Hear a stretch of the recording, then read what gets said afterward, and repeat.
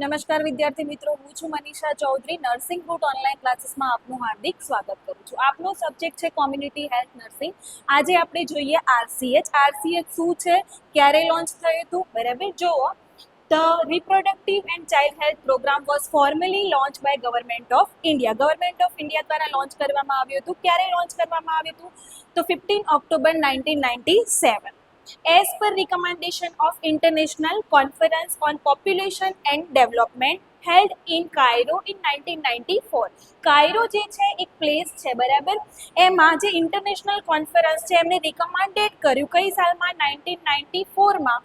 ત્યાર પછી government of ઇન્ડિયાએ 15 ઓક્ટોબર 1997માં આરસીએચને શું કર્યું હતું? ઇન્ટ્રોડ્યુસ કર્યું.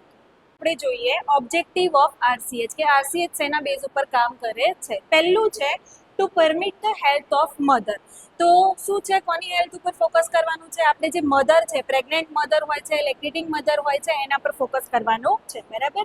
And children two ensure safe મધરહુડ, કે જે પ્રેગ્નેન્ટ મધર હોય છે, પ્રેગ્નન્સી આપણે કન્ફર્મ કરે ત્યારથી લઈને પોસ્ટપાર્ટમ પીરિયડ સુધી મધરની જે હેલ્થ હોય છે, બરાબર, એમનું જે મધરહુડ હોય છે after birth of the baby, એ કેવું હોવું જોઈએ? સેફ હોવું જોઈએ. એન્ડ ચાઇલ્ડ સર્વાઈવલ, જે બેબીનો બર્થ થાય છે, બરાબર, એ બેબીની હેલ્થ ઉપર પણ આપણે શું કરવાનું છે? ધ્યાન આપવાનું છે, બરાબર? તો આ શું છે? એનો પહેલો ઓબ્જેક્ટિવ. સેકન્ડ છે to intermediate objective is reduce the IMR and MMR. હવે તમને એવું થાય કે આઈએમઆર કોને કહેવાય અને એમએમઆર કોને કહેવાય? તો આઈએમઆર નો મતલબ થાય છે ઇન્ફન્ટ મોર્ટાલિટી રેટ. ઇન્ફન્ટ તમને ખબર હશે કોને કહેવાય?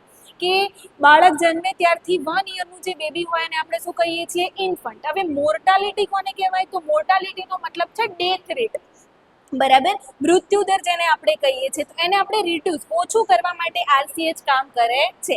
એ જ રીતે બીજું છે એમએમઆર. એમએમઆર નો મતલબ થાય એમ મીન્સ મેટરનલ મોર્ટાલિટી રેટ. મેટરનલનો અહીંયા મતલબ છે મધર, મોર્ટાલિટી આપણે કીધું એ મૃત્યુ દર. આપણે મધરનો મૃત્યુ દર જે છે એ પણ શું કરવાનું છે? ઓછું કરવાનું છે. એના બેઝ ઉપર આરસીએચ કામ કરે છે. તો સેકન્ડ એનો ઓબ્જેક્ટિવ છે the intermediate objective is to reduce the IMR and MMR. Next છે the ultimate objective is population stabilisation. બીજું શું કરવાનું છે? આપણી જે population day by day grow થતી જાય છે, બરાબર, એને શું બનાવવાની છે? સ્ટેબલ કરવાની છે. તો મેઇન એટલે એના કેટલા ઓબ્જેક્ટિવ છે? 3 ઓબ્જેક્ટિવ છે આરસીએચ. આપણે જોઈએ કોન્સેપ્ટ ઓફ આરસીએચ કે કયા કોન્સેપ્ટ ઉપર આરસીએચ કામ કરે છે. પહેલું છે prevention and management of unwanted pregnancy.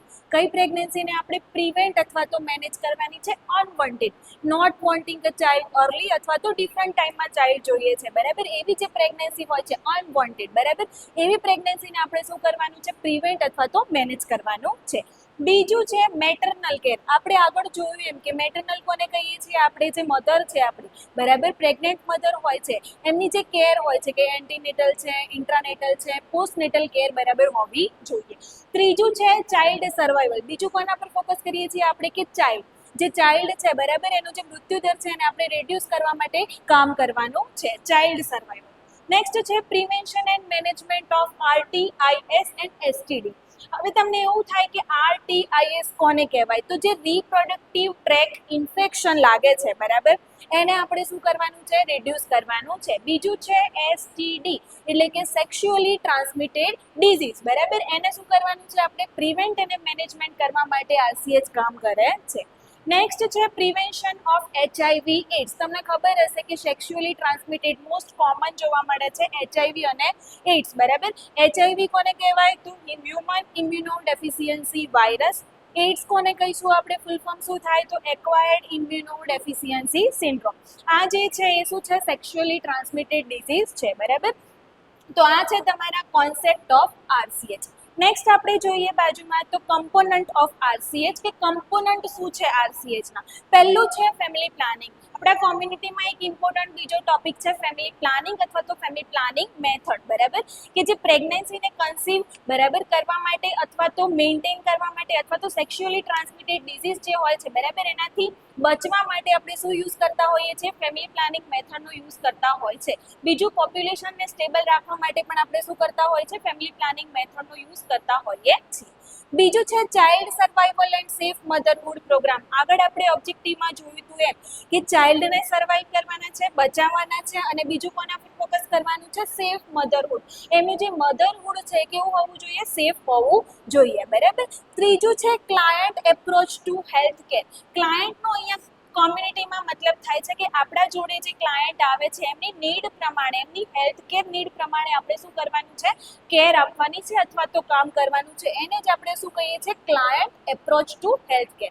બીજું એક આમાં તમે એડ કરી શકો છો આપણું આ જે છે એ બરાબર કે prevention and management of RTIs and STD, કે રિપ્રોડક્ટિવ ટ્રેક જે ઇન્ફેક્શન છે બરાબર એને પ્રિવેન્ટ કરવાનું છે, અને એસટીડીને પણ શું કરવાનું છે? સેક્સ્યુઅલી ટ્રાન્સમિટેડ ડિસીઝને પ્રિવેન્ટ કરવાનું છે. તો બે કોન્સેપ્ટ આપણે જોયા અહીંયા. પહેલું કોન્સેપ્ટ ઓફ આરસીએચ અને બીજું છે તમારા કમ્પોનન્ટ ઓફ આરસીએચ. ચલો નેક્સ્ટ આપણે જોઈએ RCH package for a variations. જુઓ પહેલું શું છે? તો પહેલું છે ફોર ધ મેટરનલ સર્વિસ. હવે તમને ખબર હશે કે અહીંયા મેટરનલ એટલે કે પ્રેગ્નેન્ટ મધર માટે કઈ કઈ સર્વિસીસ હોય છે. તો પહેલું છે ઓબ્સ્ટેટ્રિક ઇમરજન્સી સર્વિસીસ, કે ડ્યુરિંગ ધ પ્રેગ્નન્સી ટાઈમ બરાબર કોઈ પણ ઇમરજન્સી હોય તો એના માટેની સર્વિસીસ બરાબર. કોઈ પણ પીરિયડમાં અથવા તો મધરને કોઈ પણ કોમ્પ્લિકેશન જોવા મળે છે તો એના માટેની સર્વિસીસ, મધરહુડ જે છે બરાબર એના માટે જેટલી પણ સર્વિસીસ હોય છે એ આરસીએચ પ્રોગ્રામમાં આપણને શું કરવામાં આવે છે? મેટરનલને પ્રોવાઈડ કરવામાં આવતી હોય છે. બીજું છે ન્યુટ્રિશન પર ફોકસ કરવામાં આવતું હોય છે, કે જે પ્રેગ્નેન્ટ મધર હોય છે બરાબર એનું ન્યુટ્રિશનલ બરાબર ડાયટ બરાબર હોવો જોઈએ બરાબર. મધર હેલ્ધી હોવા જોઈએ. નેક્સ્ટ છે for the child survival. Child માટે પણ સેમ ઇટ ઇઝ એવું છે કે ચાઇલ્ડ સર્વાઇવલ માટેની ઘણી બધી કેર એન્ડ ટ્રીટમેન્ટ અથવા તો સર્વિસીસ પ્રોવાઈડ કરવામાં આવતી હોય છે, કે જે ચાઇલ્ડ છે બરાબર એમાં કોઈ પ્રોબ્લેમ જોવા મળે તો રેફરલ બરાબર, કે એક જગ્યાએથી બીજી જગ્યાએ ચાઇલ્ડને શું કરવામાં આવે છે? રિફર કરવામાં આવે ઇમરજન્સી કન્ડિશનમાં, અથવા તો બરાબર એમને કોઈ પ્રોબ્લેમ હોય તો એના માટે કેર એન્ડ ટ્રીટમેન્ટ પ્રોવાઈડ કરવામાં આવે છે. ત્રીજું ન્યુટ્રિશનલ હેલ્થને પણ શું કરવામાં આવે છે? અસેસ કરવામાં આવે છે. ગ્રોથ મોનિટરિંગને પણ શું કરવામાં આવે છે? અસેસ કરવામાં આવે છે, અને એ રિલેટેડ સર્વિસીસ પ્રોવાઈડ કરવામાં આવે છે. નેક્સ્ટ છે રિપ્રોડક્ટિવ હેલ્થ. અહીંયા રિપ્રોડક્ટિવ હેલ્થમાં મોસ્ટલી આપણે જોઈએ તો એડોલેસન્ટ. હવે તમને એવું થાય કે એડોલેસન્ટ કોને કહેવાય? તો 13 થી 18 વર્ષના અથવા તો 17 વર્ષના જે બાળકો હોય છે એને આપણે શું કહીએ છીએ? એડોલેસન્ટ. એમની જે રિપ્રોડક્ટિવ હેલ્થ છે બરાબર એના વિશેનું નોલેજ, એના વિશેની કેર પ્રોવાઈડ કરવાની છે બરાબર, કે જેમાં એમટીપી આપણો જે એક્ટ છે મેડિકલ ટર્મિનેશન ઓફ પ્રેગ્નન્સી બરાબર, અથવા તો લીગલ એબોર્શન કોને કહેવાય? અનવોન્ટેડ પ્રેગ્નન્સી કોને કહેવાય? એને મેનેજ અથવા તો પ્રિવેન્ટ કેવી રીતે કરવાનું છે? તો રિપ્રોડક્ટિવ હેલ્થ અકોર્ડિંગ આપણે શું કરતા હોઈએ છીએ? આરસીએચમાં સર્વિસીસ પ્રોવાઈડ કરતા હોઈએ છીએ. તો મેઇન 3 વસ્તુ પર આરસીએચ શું કામ કરે છે? પહેલું છે આપણું મેટરનલ, બીજું આપણું છે ચાઇલ્ડ, અને ત્રીજું છે આપણું રિપ્રોડક્ટિવ હેલ્થ. ચલો નેક્સ્ટ આપણે જોઈએ આરસીએચ ફેઝ 1 ની સર્વિસીસ, કે કઈ કઈ સર્વિસીસ આ ફેઝમાં પ્રોવાઈડ કરવામાં આવે છે બરાબર. તો પહેલું જુઓ પ્રોવાઇડિંગ ઇમરજન્સી ઓબ્સ્ટેટિકલ કેર બરાબર, કે જે મધર હોય છે ડ્યુરિંગ પ્રેગ્નન્સી દરમિયાન જે કોઈ પણ કેર પ્રોવાઈડ કરવામાં આવે અને આપણે કઈ કેર કહીએ છીએ? ઓબ્સ્ટેટિકલ કેર બરાબર, અથવા તો ઓબ્સ્ટેટિક કેર. ઇમરજન્સીમાં જે કોઈ પણ સર્વિસીસ પ્રોવાઈડ કરવામાં આવે છે અથવા તો મધરને જે કોઈ પણ સર્વિસીસ પ્રોવાઈડ કરવામાં આવે છે એને શું કહેવાય? Providing emergency obstetric care. બીજું છે લીગલ એબોર્શન. હવે લીગલ એબોર્શન કોને કહેવાય? તો જે એમટીપી આપણો એક્ટ છે, આપણે આગળ વાત કરીએ એમ કે medical termination of pregnancy, government of ઇન્ડિયાનો એક એબોર્શન માટેનો એક્ટ છે 1971માં એમને આપ્યો હતો, કે 20 to 24 વીક બરાબર એવા કોઈ કેસીસ હોય છે લાઈક સેક્સ્યુઅલ એસલ્ટ હોય છે, રેપ કેસીસ હોય છે, અથવા તો ફિટલની કોઈ એબનોર્માલિટીઝ હોય છે જેમાં તમે લીગલી શું કરાવી શકો છો? 20 to 24 વીક સુધી એબોર્શન કરાવી શકો છો બરાબર. તો એને આપણે લીગલ એબોર્શન અથવા તો એબોર્શન કેવું હોવું જોઈએ? સેફ હોવું જોઈએ. એના માટેની જે સર્વિસીસ છે એ પણ પ્રોવાઈડ કરવામાં આવે છે. બીજું છે ઇમ્યુનાઇઝેશન. ઇમ્યુનાઇઝેશનનો મતલબ આપણને બધાને ખબર છે કે રસીકરણ કરાવવામાં આવે છે. જે પ્રેગ્નેન્ટ મધર હોય છે એમને પણ રસીકરણ કરાવવામાં આવે છે, અને જ્યારે બેબીનો બર્થ થાય બરાબર ત્યારે પણ શું કરાવવામાં આવતું હોય છે? રસીકરણ કરાવવામાં આવે છે. નેક્સ્ટ છે મેડિટેશન, કે જે મધર પ્રેગ્નેન્ટ હોય છે એમને મેન્ટલ પીસ માટે આપણે શું એજ્યુકેશન આપતા હોઈએ છીએ? કે મેડિટેશન કરવું જોઈએ. નેક્સ્ટ છે એન્ટીનેટલ એક્સરસાઇઝ. પ્રેગ્નન્સી કન્સીવ થાય એ દરમિયાનનો જે ફેઝ છે બરાબર એના માટેની જે એક્સરસાઇઝ હોય છે અને આપણે કઈ એક્સરસાઇઝ કહીએ છીએ? Antenatal exercise. એન્ટીનેટલ એક્સરસાઇઝ કરવી જોઈએ. નેક્સ્ટ છે ક્લીન રૂમ ડિલિવરી, કે મધરને જ્યાં ડિલિવરી કરવાની હોય છે એનું જે રૂમ છે કેવો હોવું જોઈએ, ક્લીન હોવો જોઈએ. ક્લીન રૂમની જોડે જોડે તમારા હેન્ડ પણ કેવા હોવા જોઈએ, ક્લીન હોવા જોઈએ. જે ફ્લોર છે એ પણ કેવો હોવું જોઈએ, ક્લીન હોવો જોઈએ. બરાબર. તમે જે આર્ટિકલ્સ યુઝ કરો છો, ઇક્વિપમેન્ટ યુઝ કરો છો, જે કોઈ પણ વસ્તુ યુઝ કરો છો એ બધી કેવી હોવી જોઈએ, નીટ એન્ડ ક્લીન હોવી જોઈએ. બરાબર. સ્ટરાઇલ ટેકનિકને શું કરવાની છે, મેન્ટેન કરવાની છે, જેથી કરીને મધર અથવા તો બેબીને કોઈ પણ ઇન્ફેક્શન લાગે નહીં. બરાબર. તો એને આપણે શું કહીએ છીએ, ક્લીન રૂમ ડિલિવરી.